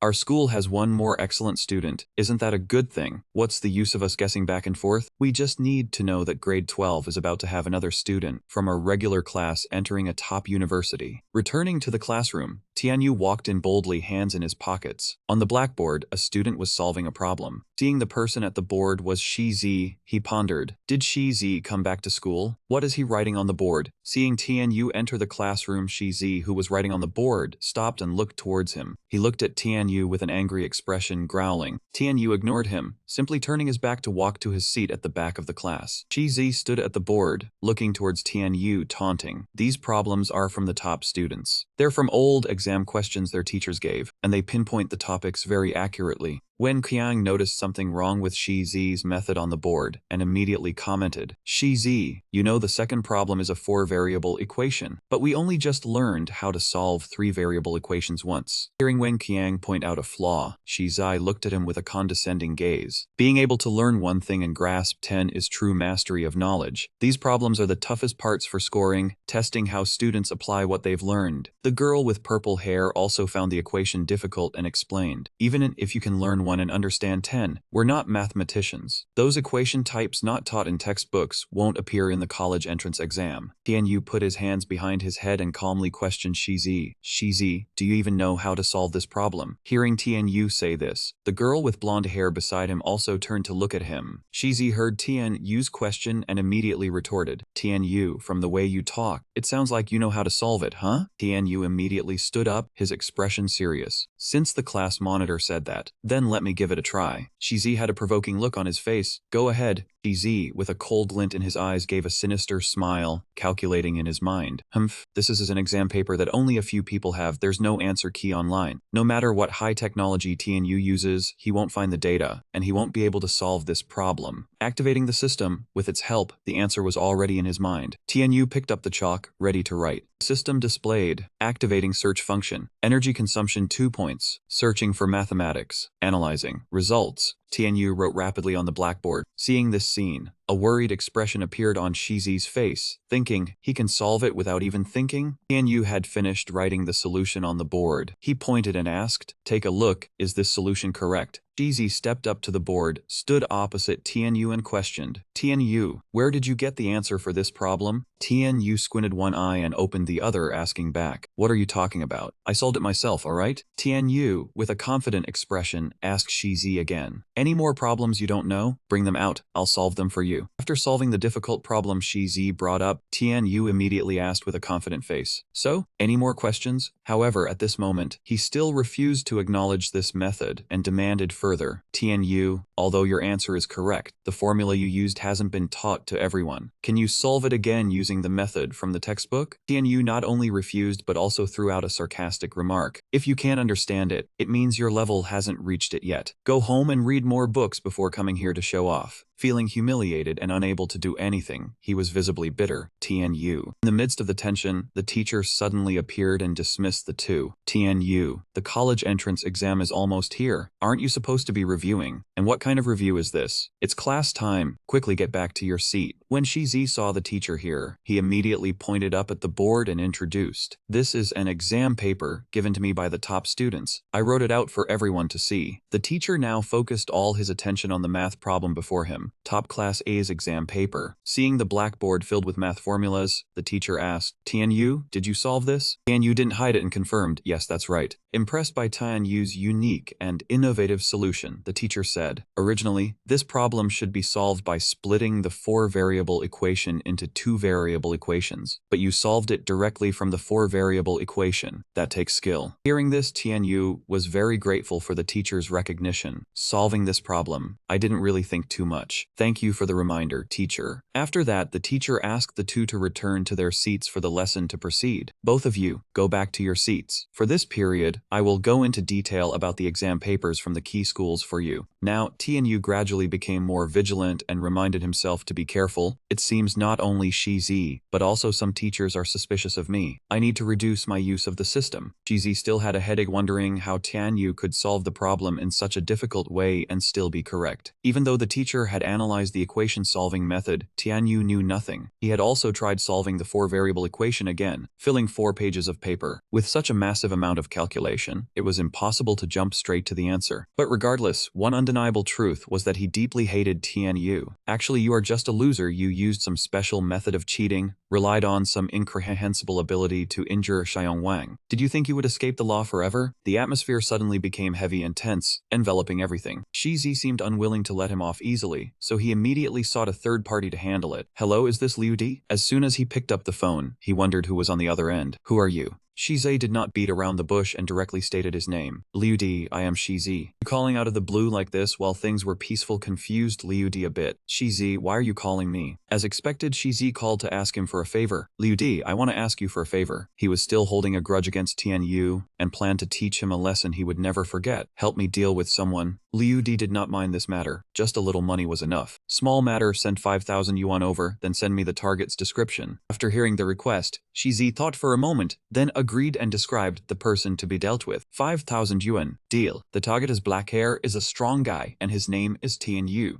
School ended and Tianyu slowly walked out of the school grounds under the evening sunlight. There he met Tianyu, who was also hurrying home. Tianyu, be careful walking through the alley. Reminded by him, Tianyu replied politely, you be careful too. At this moment, a Mao and his brothers were already hiding in the dark alley, waiting for him to appear. He is here, boss. Is that the guy? Liu Di looked at the description once more, then flashed a sly smile when he confirmed it was the target. That is right, that is the bastard. If so, no time to waste. They immediately hoisted their weapons onto their shoulders, ready for a fight. Brothers, let us go. At this moment it seemed Tianyu had sensed something was wrong. In an instant his path was blocked by their group in front of him, not acquainted, yet standing before him with a fierce demeanor. Tianyu asked, who are you? Liu Di had a hot temper and did not want to introduce himself. He shouted an order instead. Enough talk, attack. Liu Di then grinned smugly, raised his club high, took a swing, and prepared to strike at Tianyu. The next second he leaped into the air and violently swung the club down to show off his might. Even though Tianyu was alone facing the entire group, he remained calm and showed no fear. With his agile and flexible body, he dodged Liu Di's attack as easily as eating a piece of cake. It seemed he was all talk, his skill was still no match for Tianyu. Very quickly, the club was in his hand. Before Liu Di could understand what was happening, Tianyu punched him straight in the face without missing. The punch was so powerful that it sent Liu Di flying far away, unable to resist. Unsurprisingly, Liu Di fell down the steps, sprawled out, and passed out on the spot. In the blink of an eye, he had shown him what respect meant. After taking down Liu Di, Tianyu gripped the club tightly in his hand, ready to deal with the remaining men. A Mao and the others began to sense something was off. They only dared to stand still and not move, because Liu Di had been knocked down. But they could not be cowards forever. That man shouted to put on a brave front. Don't be afraid. No matter how formidable he is only one person. We outnumber him. Today we must teach him some manners. Then, the 3 thugs did not hesitate to rush and gang up on him. You still dare to switch hands? All of you go up, beat him until he is crippled. They would not learn until they were in the coffin. The next second, Tianyu directly lashed his weapon into their faces. The other 2 also received several strikes from him on their bodies, unable to get up. At that moment, one thug from behind tried to ambush Tianyu but was detected by him. Before he could block it, he was struck a painful blow on his back by that man. Although Tianyu initially held the upper hand, fighting one against a group like this was nothing short of throwing an egg at a stone. Being overwhelmed in numbers, his fighting process was quite difficult as he had to deal with all of them. Those thugs were truly despicable for ganging up on a student like him. Each blow of the iron rod struck Tianyu's body. By now he no longer had the strength to throw punches at each one. A Mao saw that he was about to give in and taunted him. Weren't you pretty good? Why are you cowering now? The joke was not funny. He was tense. Tianyu's face darkened. He said sternly, you try saying 2 more words and see. That man would not learn until he was in the coffin and continued to mock. Oh, there is the crybaby face again. Then, a Mao landed another rod strike on him, but he managed to block it. Brothers, keep hitting him. The monster inside Tianyu was truly about to awaken. He could not help but get angry at their bullying behavior. With all his fury, he lifted a Mao by the scruff of his neck like a chicken. Even though the other 2 swung their rods at him simultaneously, he stood firm, showing no sign of letting him go. Not only that, Tianyu also unleashed a flurry of punches, each one landing squarely on a Mao's face. In an instant, that man became a wreck, his eyes rolled back white like a soul lost. Truly one should not mess with Tianyu. Not yet satisfied, he added a thunderous kick to that man's stomach as the final blow. Then, a Mao was dropped heavily to the ground, his fate no different from Liu Di earlier. Although Tianyu alone excellently took down both thugs, he was still fine and had enough energy for a few more strikes. Why not fight anymore? The 3 remaining thugs saw their comrades fail miserably one by one and hesitated, not daring to charge in to die. All three remaining thugs were cautious, not daring to act recklessly like the other two. At this moment, Tianyu was busy playing with the water pipe, very eager to continue fighting. Why not fight anymore? Since they had made the first move, he did not want to let them off easily, so he lunged forward. Let's have some fun. The next second, every single one among them had to pay for their arrogant actions. Teacher Tianyu was too skilled at fighting. He himself surely could not compare. Mao immediately turned tail and ran as if being chased. But it was not that easy. Tianyu chased after him closely, jumped high and kicked him down. An extremely impressive mid-air punch was then delivered by him to that man. Starting trouble and running away was not enough. Mao had to be beaten to a pulp for a lesson he would never forget. Tired of playing cat and mouse, Tianyu grabbed him by the neck and questioned him directly. Who sent you? Even under threat, Mao shook his head, stubbornly refusing to confess. Seeing him being stubborn, Tianyu gave Mao a few slaps to force him to talk. Spill it, were you the one named Duck? In the end, he could not take it anymore and whispered, I do not even know, Big Bro told us to come. Not wanting a repeat performance, he warned, get the hell out of here now. To avoid trouble, Tianyu also turned to add, do not lie around dead here. After teaching them a lesson, he turned around and left calmly. Their bodies were now bruised and battered all over, with no spot left unscathed. One of them, holding his injured arm, hobbled over to Liu Di. The rest were exhausted, lying sprawled out unconscious. But Liu Di could see clearly. Thinking it would be easy at first, Liu Di now felt regret. Shizi gave me a hot potato, and his money is not enough for the brothers to go to the hospital. That guy, while holding his arm, worried about their reputation. Liu Di, we were beaten by just him alone. If the underworld finds out, will we have any face left? Liu Di was a vengeful man and would surely get back at Tianyu. Cannot let this slide. Whatever he did to us, we will repay him tenfold. He then went to check on Mao and the others. Go see how the bald guy is doing. Mao, how are you? At that moment, he slowly opened his eyes, showing Liu Di that not a single tooth was standing. Liu Di, my teeth, they are all broken. Seeing his underling so injured, he flew into a rage. Tianyu, it is either you or me.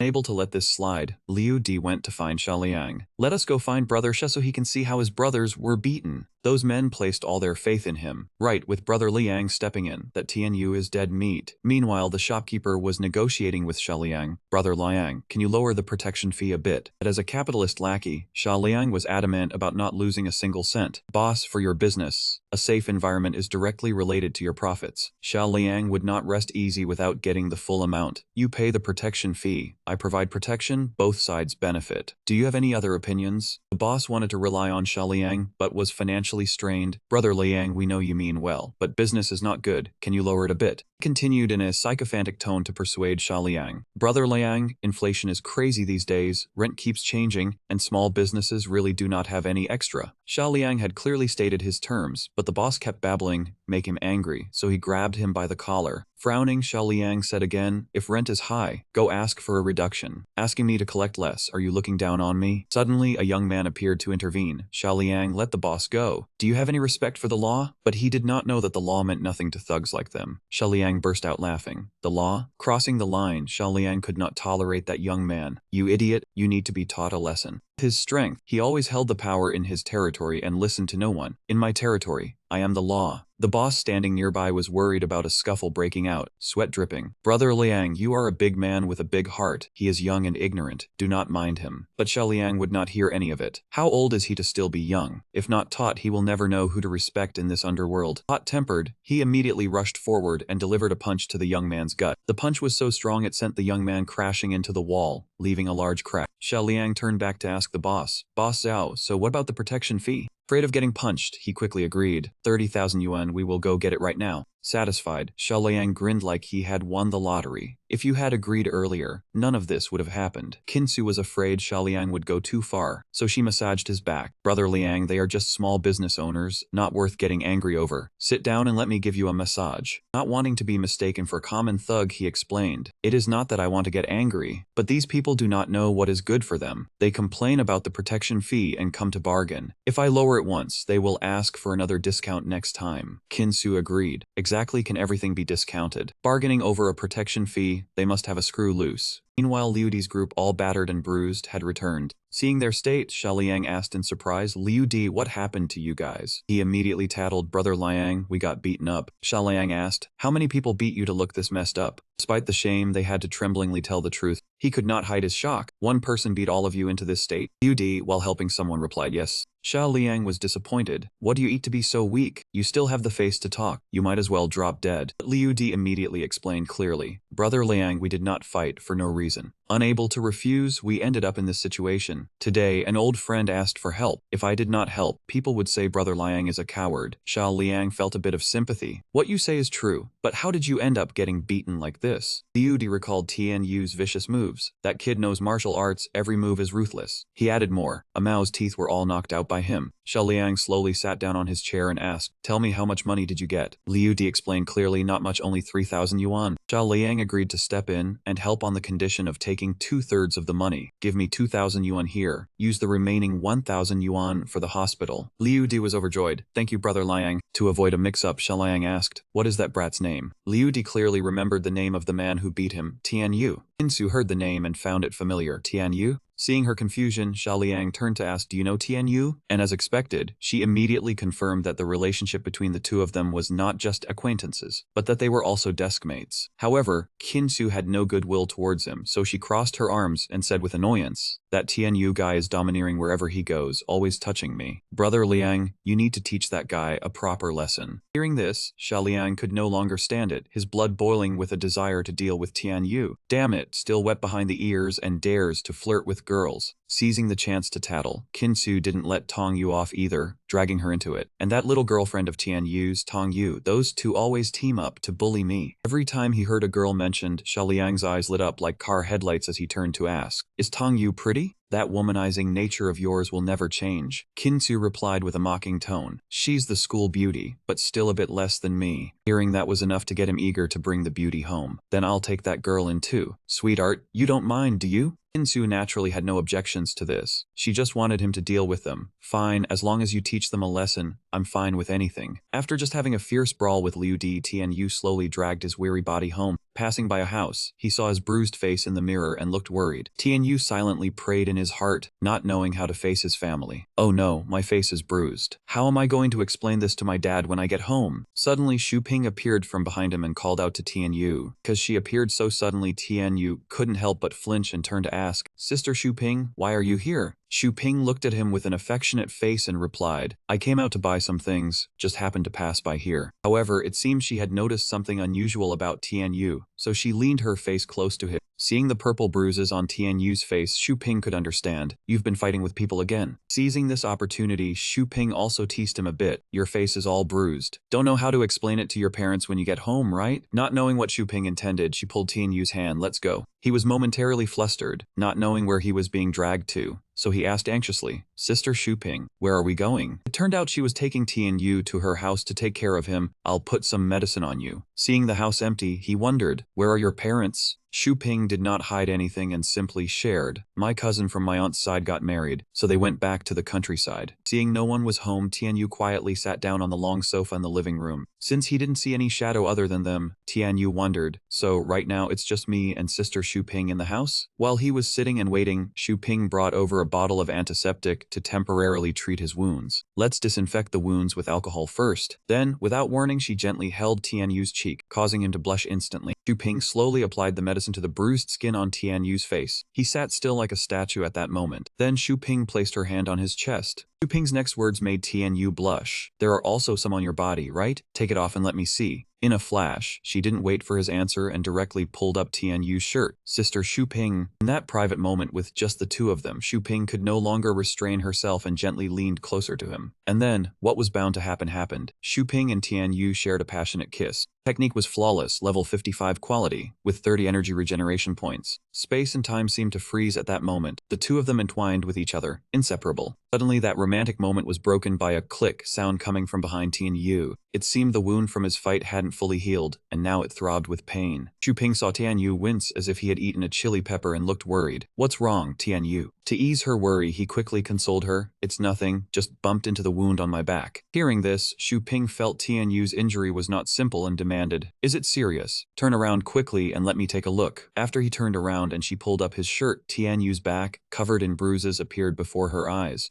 Seeing Tian Yu's condition, Xu Ping could not sit still and was burning with anxiety. Heavens, do you need to go to the hospital? What if it affects your life? Though in pain inside, he still tried to act fine. It's okay, this level of injury is nothing. I used to get hurt like this all the time when I practiced martial arts. To help relieve the pain from Tian Yu's wound, she took out a bottle of medicine. The only thing at home is this massage oil that a relative brought back. It's quite effective on my bruises from falling too. Xu Ping was no longer hesitant like last time, but more decisive this time. Take off your shirt so I can apply it for you. Tian Yu, upon hearing this, did not hesitate and took off his shirt, revealing his well-defined six-pack. Then Xu Ping applied the medicine to her hands and slowly massaged his back. Seeing him like this, she felt extremely pained and didn't want this to happen again. It's done. Usually you should control yourself a bit more. Pick fewer fights with others. If I catch you fighting him next time, I'll tell your uncle. Yes. Realizing she had been rubbing oil on him and accidentally got some on his shirt, Xu Ping said, "The oil got on your shirt, Tian Yu needs to go change." Then she slowly walked into the inner room to change her clothes. Yes, recalling that the wound on his back had ruined their kiss earlier, he felt a bit regretful. Really, it had to hurt at this exact moment, not at any other time. Suddenly, Xu Ping's phone rang. It seemed she was receiving a call from someone. Tian Yu sat there, noticed the caller's name, and thought to himself, Editor-in-Chief Bai Sao from the television station. It must be about Sister Xu Ping's work. Calling so late, it must be urgent, so she wouldn't miss an important call. He quickly picked the phone and knocked on the door. Sister Xu Ping phone call. Suddenly, the door cracked open, and at that moment, Xu Ping was changing clothes inside. She thought Tian Yu intended to peek and misunderstood, shouting at him, "What are you doing? Didn't I tell you I was changing?" Now, facing this awkward situation, Tian Yu stammered an explanation. "Sorry, it's a call from Editor Bai, probably something urgent." Suddenly, there was a sound from outside. It seemed someone had come home. Hearing the sound of the front door closing, Xu Ping urgently looked for a place to hide Tian Yu. "It's probably my dad coming back. Quickly hide in the wardrobe." While being forced into the wardrobe, he still didn't understand the reason. "Don't make any sound, okay?" "But Sister Xu Ping, we didn't do anything. Why do we have to hide?" However, she had no time to explain and slammed the door shut. "I told you to hide, so just hide. If my dad misunderstands, even jumping into the Yellow River won't wash away the grievance." With extremely sharp ears, Xu Ping's father noticed something unusual and asked, "Xu Ping, is there someone else at home? I heard you talking to someone."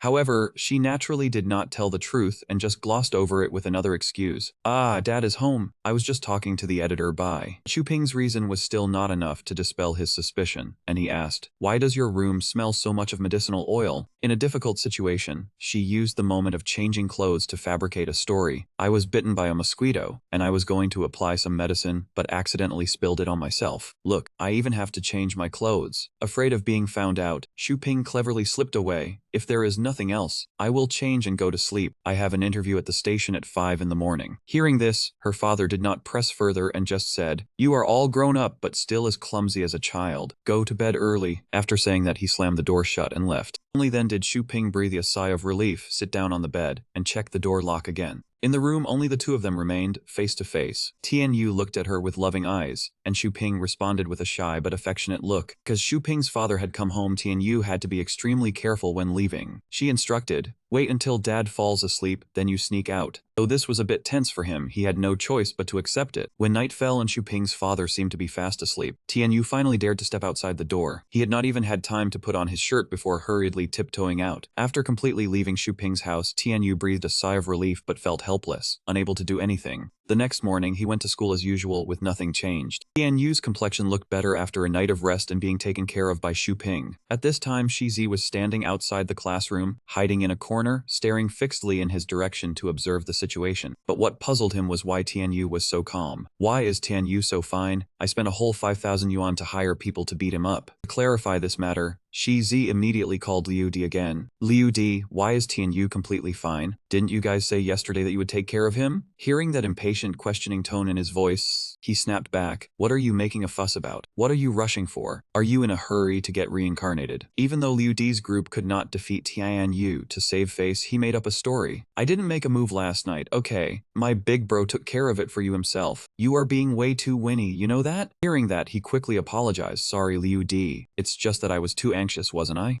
However, their conversation was accidentally overheard by Qingxu, class monitor, so you were the one who wanted to teach Tianyu a lesson. Even though he was exposed, Shizi still acted innocent, pretending not to know anything. Qingxu, what are you talking about? Seeing his reaction like someone from the mountains, she didn't hesitate to introduce herself. Looks like you don't know. I am Xiaoliang's girlfriend. He thought she was going to expose his true face, but it turned out they had a common enemy. I don't like Tianyu either. We are on the same side. Since they were in the same boat, she revealed some information to Shizai beforehand. They will intercept him at the school gate this afternoon. Don't worry, this time it will surely teach Tianyu some manners. Shizi, hearing this, didn't know what else to say and just hummed and hawed in acknowledgement. Meanwhile, a classmate came to Tongyu and asked her to go eat. Tongyu, let's go out for lunch. Faced with this invitation, she did not refuse but agreed immediately, let's go. When the two of them passed by Tianyu, he asked, Tongyu, where are you guys going? Facing him, she was a bit shy but still gently replied, Tianyu, we are going out to eat. Hearing that, Tianyu didn't hold them back. Then you guys go ahead, I have some things to do. Seeing his dazzling aura as a top student, that female classmate was already smitten. Tongyu, tell me, isn't Tianyu so handsome? And his personality too. Why didn't I notice him before? Tongyu also thought so but wasn't comfortable saying it. Handsome? Why didn't I notice? However, her face as red as a ripe tomato was seen through by her classmate. Really? If you didn't notice, then why is your face so red? It's as red as a monkey's butt. Whatever Tongyu thought was written all over her face, but she still denied it. No, it's not. Don't talk nonsense. Xiaoliang's group of underlings were already standing in a corner, waiting for him to come out so they could ambush him. Has Tianyu come out yet? Not yet. I guess we won't be able to catch him this afternoon. Their attention shifted to Tongyu. Brother Shan, look over there. Isn't that the girl Brother Liang told us to bring back? Besides their main target Tianyu, they also had their sights set on her. That's right, that's her. After Tongyu got into trouble, the classmate who was her ran off to find Tianyu. Tianyu, something terrible happened. Seeing her running in a panic, he asked, Yuan, what's wrong? She blurted out a shocking piece of news with a panicked expression. Tongyu was taken away by some people. Hearing the bad news, Tianyu's face darkened. He gritted his teeth tightly and asked nervously, what did you say? Tongyu was, with no time to hesitate, he mustered all his strength and teleported to her location as quickly as possible. But when he arrived at the empty lot with the tree, he didn't see a single soul. Where are they? In that moment of extreme urgency, his phone suddenly rang. Tianyu immediately picked up the call, even though he didn't know who was on the other end. Hello. Unsurprisingly, the person on the other end was Xiaoliang. Hello, Tianyu. He had detained Tongyu with a purpose, wanting him to come in person. Your girlfriend is in my hands. Do you have the guts to come and save her? If not, I'll take care of her for you. After hearing this, Tianyu knew Xiaoliang had no good intentions, so he asked anxiously, who are you? Why did you take Tongyu? Xiaoliang didn't say much about himself, only making a single demand. If you want her back, come to the small woods east of the school. As soon as he finished speaking, he hung up, leaving Tianyu standing there stiffly, not knowing what to do. Inside him, a heavy mental struggle took place. Damn it, it's clearly a trap. Should I call for backup or the police? No, dragging it out might put Tongyu in danger. If they are targeting me, I will go. Tongyu is not involved. I cannot let her be implicated. To ensure things went smoothly and she was safe, Tianyu went to the woods as they demanded. Are you the ones who took Tongyu? I am Tianyu, and I came alone. As promised, release her immediately. However, Xiaoliang with his malicious intent flipped his words faster than a pancake. You little brat. I originally planned to, but now I've changed my mind. You stay, and that girl stays too. Tianyu looked at their numbers and secretly worried. There were over 10 people in front of him. This time, it was a real mess. Not stopping there, Liu Di and his underlings also appeared. Those are the guys who stopped me yesterday, beaten to a pulp, so now they've regrouped to get revenge. But how do they know about Tongyu? They were burning with anger and hesitated no further. Charge. They rushed in to have it out with him. Each one carried a weapon on their shoulder. It looked like this fight would be anything but easy for Tianyu. 1 against 10, tough even with a weapon. Now, alone and unarmed, he had to defend himself. There was no other way. All that was left was to fight. Even if he was outnumbered, he couldn't just sit by and let them bully him. The wounds from the last scuffle had not yet healed, yet now he had to face steel rods once more. But Tianyu did not fear anyone, father and son. He beat them until they were battered and bruised. Xiaoliang, seeing Tianyu's blazing fighting spirit, had to acknowledge his skill. But how long could he last fighting so many people? He was not wrong, because Tianyu had to defend before he could even attack, overwhelmed by the onslaught from all sides. Having to single-handedly resist the whole group, Tianyu often could not dodge their blows in time. Regardless, he was determined not to surrender to Xiaoliang. In the meantime, that despicable Liu Di took the opportunity to swing his rod straight at Tianyu's leg. Not stopping there, Tianyu was also struck in the stomach by another thug. In an instant, he was subdued and pinned to the ground. Xiaoliang grabbed Tianyu by the hair and pulled him up, sneering sneering, "Tianyu, is that all you've got?" And what no one wanted to see came to pass. Xiaoliang threw a powerful punch straight to his face. Blood streamed from Tianyu's nose. He seemed to lose consciousness from the blows, but in that critical moment, a notification screen suddenly appeared. "Do you want to activate the double strength enhancement feature, consuming 4 energy points, lasting for 10 minutes? It sounded too tempting, so Tianyu agreed without any hesitation. Enough joking around, now Tianyu was pumped, determined to wreck everything, fearing no one. "Use all the skills you have, fast."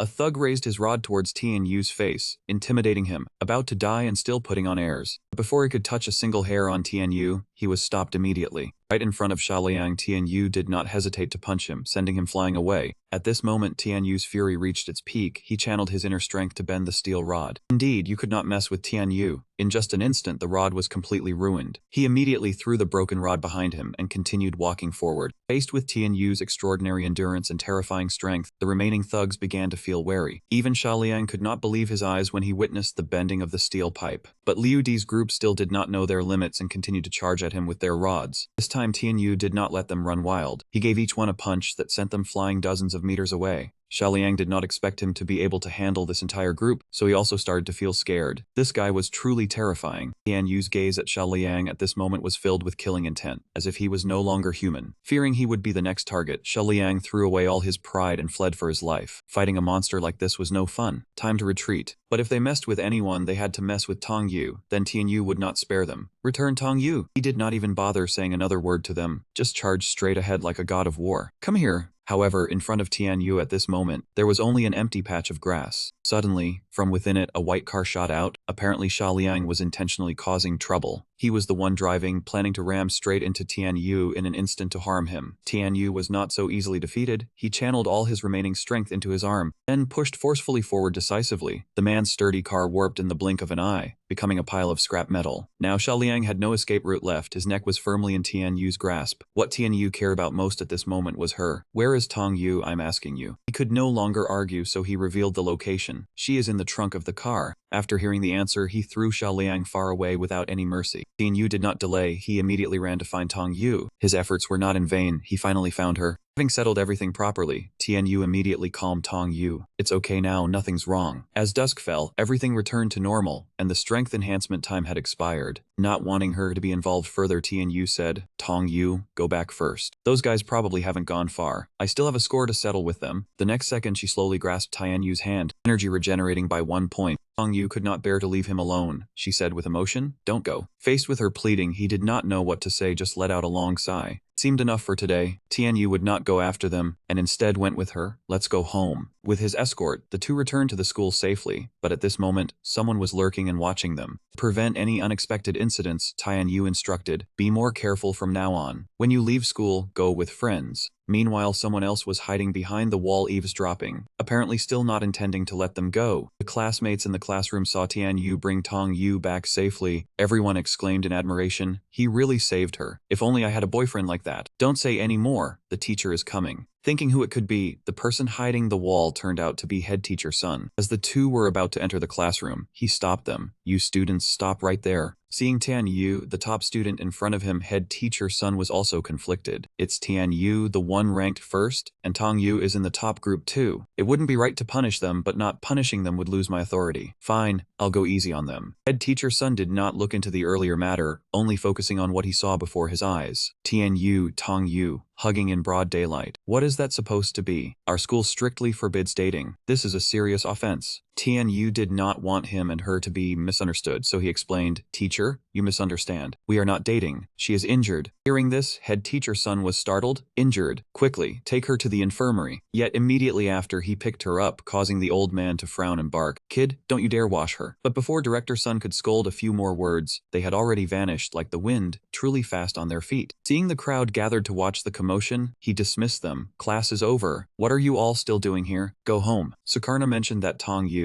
the nurse on duty at the medical room, was not there at the moment, as it was dinner time and no one was in the infirmary. Since that was the case, Tian Yu would handle it himself for her. Tong Yu, sit on the bed, and let me take care of it for you. Seeing his confidence in his own ability, she asked curiously, Tian Yu, do you know medicine as well? While searching for medicine, Tian Yu explained to Tong Yu, I used to practice martial arts, so I have experience with injuries like this. I was originally looking for Yin and Bai Yao, but who knew this medicine was in the room? It's much more effective. Since he had tried this method before, he knew it well. When I got hurt from training before, I always use this. Just rub it on like this. It'll heat up for a while, and the wound will heal faster. Meanwhile, Director Sun was still fuming, so he recounted the matter to Teacher Zhang. Don't you find it ridiculous? He followed Tong Yu with a grievance and dashed off like a wisp of smoke. I didn't even get to ask why she was hurt. The students say Qi Tian fought with some thugs on the street. Maybe we should go and have a talk with them to get the full story. At that moment, Tianjia overheard their conversation and quickly asked, what did Director Sun say? Is Tong Yu injured? How is she? Director Sun, startled by her sudden appearance, explained, Miss Tian, I don't know how Tong Yu got hurt. Tian Yu carried her to the infirmary. Teacher Chen and I were just figuring out what to do. Hearing this, Tianjia immediately volunteered. Let me go. I have a self-study period tonight. No need to rush home. Tian Yu and Tong Yu are rare top students. I am also very worried. Teacher Zhang heard this and did not stay long handing over the task. Let her handle it then. My wife is still waiting for dinner. Teacher Chen, leave it to Miss Tian. A short while later, Tianjia went to the infirmary to check on her two students. However, before entering, she cracked the door open to see what was happening inside. Tian Yu, be gentle. The whispered words inside made Tianjia blush. Don't move. It will be done soon. At that moment, Tianjia could not take it anymore and threw the door open, demanding, Tian Yu, what are you two doing? It turned out there was nothing serious going on. He was simply bandaging her wound. Hello, Miss Tian. Afterwards, she changed the subject by asking questions. What did you two do to get Tong Yu injured like this? Tian Yu did not say anything profound, only giving a vague answer. She accidentally fell. But Tianjia knew he was lying and exposed him. Nonsense. Stand up straight. With that look, you are clearly lying. You do not have. Suddenly, Tianjia placed her hand on Tian Yu's clothes, startling him a little. She did not say much but lifted his shirt, exposing everything. Still denying it? With wounds all over your body like this, you still won't admit it. At this moment, Tong Yu sat behind him, her face red as a tomato, afraid to speak. Sit down. Let me help you treat the wounds. Tian Yu sat down with his bare back, wondering in his heart how he ended up being stripped clean like this. Meanwhile, Tianjia was soaking medicine onto a cotton ball, preparing to apply it for him.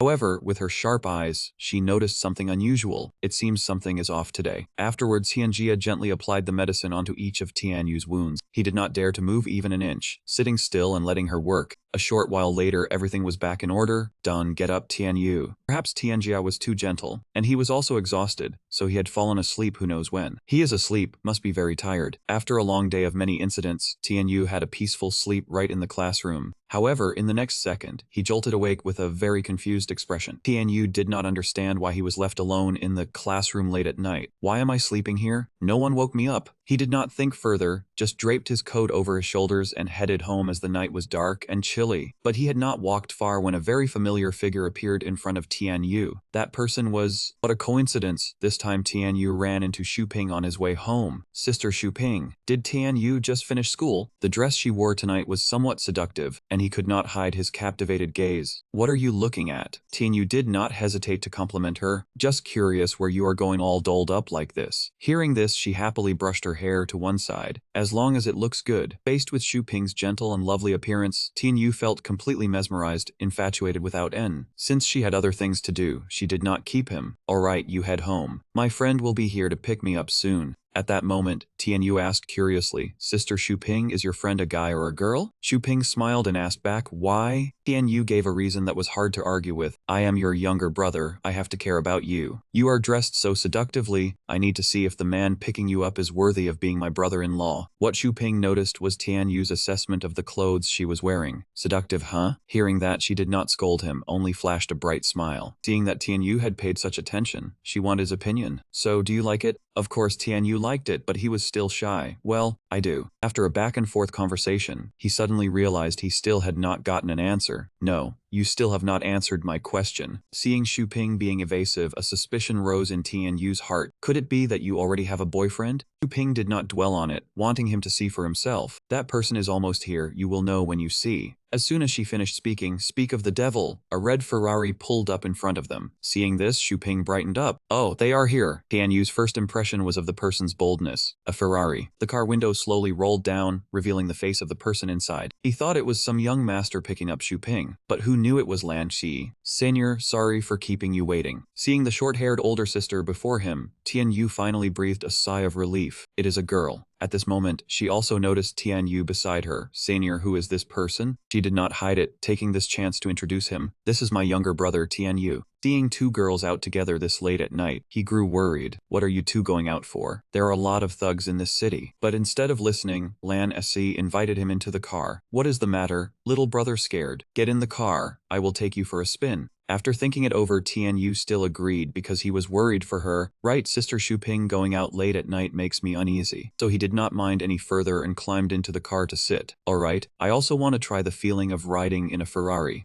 Xu Ping was a bit embarrassed. While Lan Si was casual, Tianyu is like a kid. Fasten your seatbelt, get ready to go. Without making everyone wait long, she immediately stepped on the gas. Indeed, a Ferrari was different. In an instant, it shot forward at lightning speed. It was his first time in a luxury car, and Tianyu was a bit flustered. Wait, I have not fastened my seatbelt yet. He never expected to be in the car of a skilled driver making continuous sharp turns. The harsh cornering caused him to be tossed around inside the car. Do not drive so fast. Lan Si naturally could not drive slowly, so she just kept speeding through the wind without stopping. Finally, after a chaotic ride, their car stopped exactly at the right place. The two older sisters were as calm as if nothing happened, but Tianyu's heart was about to jump out. We are here, get off little brother. You are not dead yet. The place they stopped was truly a spot for genuine players, as the parking lot was filled with all kinds of supercars. Tianyu glanced around, couldn't help but fix his eyes in admiration at the sight of so many luxury cars. At this moment, he felt a bit nervous, so he softly turned to ask Xu Ping, Sister Xu Ping, where exactly is this place? She looked towards the young master standing in the distance and introduced him. See that person over there? That is Chen Yunting, the son of the West End tycoon. This rich second generation loves racing, has won professional races many times. This is the venue he recommended for the public racing competition. The reason they could set foot in this noble place was all thanks to Lan Si. This is a gathering spot for the rich to race publicly. Reporters are usually not allowed in. Through her relationship with Sister Lan Xi, she got the chance to come in for an interview. The race organizer that Xu Ping just mentioned also appeared before them. Miss Lan Si has arrived. Welcome. Your presence is an honor. As soon as she saw him, she immediately asked about the race situation. Chen Yunting, how is the competition today? However, the thing Chen Yunting paid the most attention to at this moment was the presence of Xu Ping. Oh, and this young lady is... Lan Si didn't want him to have any bad intentions towards her, so she stood in front and boldly introduced her. This is my senior, Big Xu Ping. I told you yesterday, she is a journalist. Put away your bad habits, don't draw attention to her. Be careful, she might expose you right now. Hearing this, Chen Yunting started to become interested in Xu Ping. Oh, a journalist, huh? Thinking he could do anything with money. He touched her without asking. 30,000. I'll take you for the day, how about it? However, that scene was witnessed by Tianyu, and of course he couldn't help but get angry. Tianyu couldn't stand by and watch her being treated like that, so he quickly went over and pulled his hand away. Keep your dirty hands to yourself. If you have the guts, say that again. Afterwards, several of his black-suited bodyguards came to block them on both sides. Where did this little brat come from? Are you messing with me? Afraid of angering him, Xu Ping stepped forward to apologize. I'm sorry, Master Chen. This is my younger brother. Chen Yunting, not only did he not apologize, but he also spoke contemptuously. Lan Xi, don't casually bring those poor guys to my racetrack anymore. The race is about to start, this is really bad luck. Truly a master meeting a challenger, Lan Xi was not one to be trifled with, so she retorted, what's this Lan Xi nonsense? Don't call me that disgustingly, are we close? He still had no shame, brazenly uttering vulgar words. I've been pursuing you for a long time. Can't feel any affection at all. Besides, this marriage has been arranged by your old man. He has accepted me. Even though it was arranged, Lan Si absolutely had no good feelings for Chen Yunting. If he accepts you, then marry him. What era is this? Still so old-fashioned. I can't accept your playboy nature. I hope you go find someone else. Despite what Lan Xi said, Chen Yunting remained steadfast. Lan Xi, give it up. As long as you haven't found a boyfriend, I will still pursue you. She was a strong girl. Of course she wouldn't let these rich brats bully her. This Chen Yunting is messing with me, huh? If that's the case, then Then, seeing that he thought she had no boyfriend and acted this way, she thought as long as she got a boyfriend, it would be over. Who said I don't have a boyfriend? I do have a boyfriend. Unexpectedly, she casually grabbed Tian Yu, ignoring his confused expression. He is my boyfriend. The next second, Chen Yunting seemed to have just taken laughing gas, bursting into mocking laughter, lying without shame. If you casually pulled some rich guy and said he was your boyfriend, I might even believe it. Pulling this poor wretch, even he wouldn't believe it. At this moment, Tian Yu just stood silent, unable to speak, because he never expected to be dragged into such a delicate situation. Don't believe me? Then watch this. Having started, she had to follow through, so Lanzi turned and kissed his cheek, freezing him for 5 seconds. As for Chen Yunting, his eyes were wide as saucers, unable to believe the scene before him. Even Xu Ping, standing nearby, had her eyes and mouth wide open in disbelief. To make everything go smoothly and not be exposed, she immediately asked him, "Cooperate and act with your big sister here." Tian Yu pondered over this matter for a moment. Then he unexpectedly cooperated perfectly with Lan Xi, confirming the relationship immediately. That's right, Tian Yu is Lan Xi's secret boyfriend.